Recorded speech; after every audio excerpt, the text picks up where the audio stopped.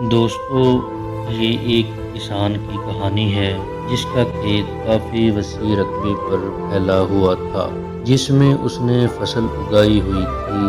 اس کی فصل ذرا بڑی ہوئی تو اس فصل کے درمیان ایک چڑیا نے اپنا گھونسلہ بنا لیا۔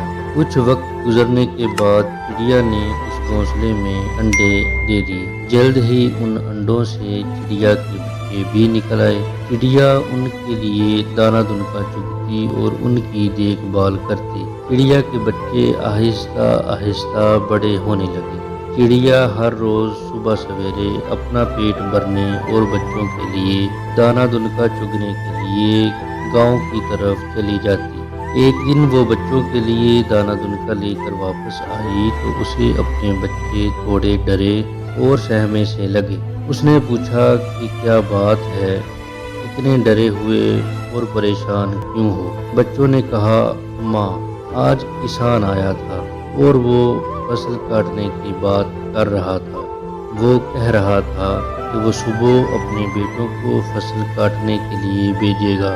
ہم ڈر گئے کہ اس طرح تو ہمارا گھر بھی تباہ ہو جائے گا۔ ہمیں فصل کاٹنے سے پہلے ہی کہیں چلے جانا چاہیے، لیکن ابھی تو ہم اڑنے کے قابل بھی نہیں، تو ہمارا کیا بنے گا؟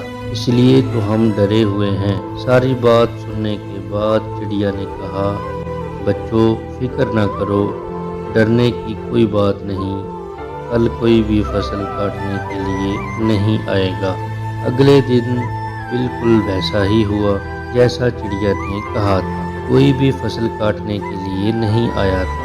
پھر کتنے ہی دن ایسے ہی گزر گئے، کوئی بھی فصل کاٹنے نہیں آیا۔ چڑیا اور اس کے بچے بہت خوش تھے۔ پھر ایک دن جب چڑیا دانہ دنکا چگ کر واپس آئی تو بچوں کی شکلیں دیکھ کر وہ پریشان ہو گئی۔ بچے پھر ڈرے ہوئے اور سہمے ہوئے تھے۔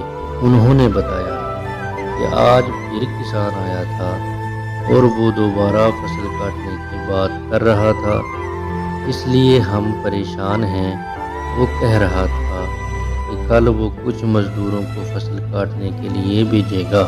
ساری بات سننے کے بعد چڑیا نے کہا، بچوں، تم بالکل فکر نہ کرو، کل کوئی بھی فصل کاٹنے کے لیے نہیں آئے گا۔ اگلے دن پھر بالکل ویسا ہی ہوا جیسا چڑیا نے کہا تھا، کوئی بھی فصل کاٹنے کے لیے نہیں آیا۔ کئی دن ایسے ہی گزر گئے، بچے اب کچھ بڑے ہو گئے تھے۔ ایک دن پھر جب چڑیا دانہ دنکا چگ کر واپس آئی تو بچوں نے بتایا، کسان آج پھر آیا تھا اور فصل کاٹنے کی بات کر رہا تھا، لیکن ہمیں پتہ ہے کوئی بھی فصل کاٹنے نہیں آئے گا۔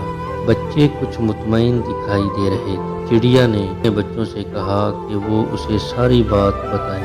دوسروں پر بھروسہ کر کے وہ بہت سارا وقت ضائع کر چکا تھا۔ اب کل وہ فصل کاٹنے کے لیے وہ خود آئے گا، کسی اور پر بھروسہ نہیں کرے گا، وہ اپنی نگرانی میں کام کرائے گا۔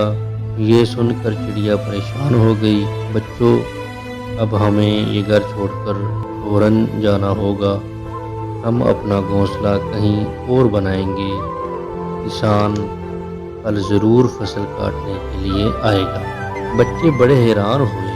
ہاں، لیکن پہلے بھی تو وہ کئی بار ایسا کہہ چکا ہے، لیکن کوئی بھی فصل کاٹنے نہیں آیا تھا۔ اب آپ کو اتنا یقین کیوں ہے کہ کل وہ ضرور آئے گا؟ چڑیا نے کہا، بچے، میری بات غور سے سنو۔ پہلی دفعہ اس نے فصل کاٹنے کے لیے اپنے بیٹوں پر بھروسہ کیا اور دوسری بار فصل کاٹنے کی ذمہ داری اس نے مزدوروں کی لگائی۔ اور جب آپ اپنے کام کی ذمہ داری دوسروں پر ڈالتے ہیں تو آپ کا کام کبھی نہیں ہوتا۔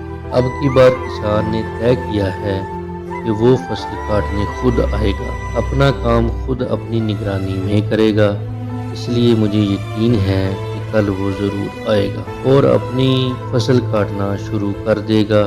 بچے اب کچھ اڑنے کے قابل ہو چکے تھے، اس لیے وہ سب وہاں سے اڑ گئے، کہیں دوسری جگہ پر جا کر اپنا گھر بنا لیا۔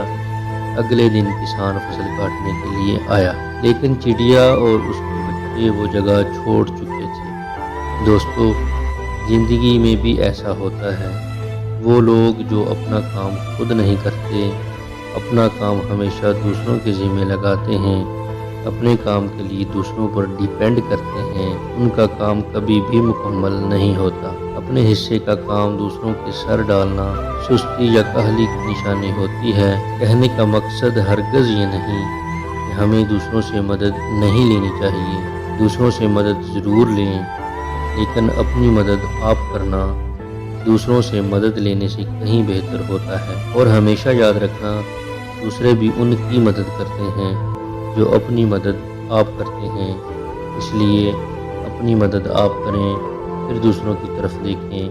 اگر زندگی میں آپ کے کچھ خواب ہیں تو ان خوابوں کو اچیو کرنے کے لیے، پورا کرنے کے لیے دوسروں پر ڈیپینڈ نہ کریں، بلکہ خود آگے بڑھ کر انہیں اچیو کرنے کی کوشش کریں، اور اس بات کا یقین رکھیں کہ اگر آپ قدم بڑھائیں گے تو لوگ آپ کے ساتھ خود ہی چڑھنا شروع ہو جائیں گے۔ بس زندگی میں روز کچھ اچھا کریں، نیا سیکھیں، لوگوں کے لیے بھلائی کا کام کریں۔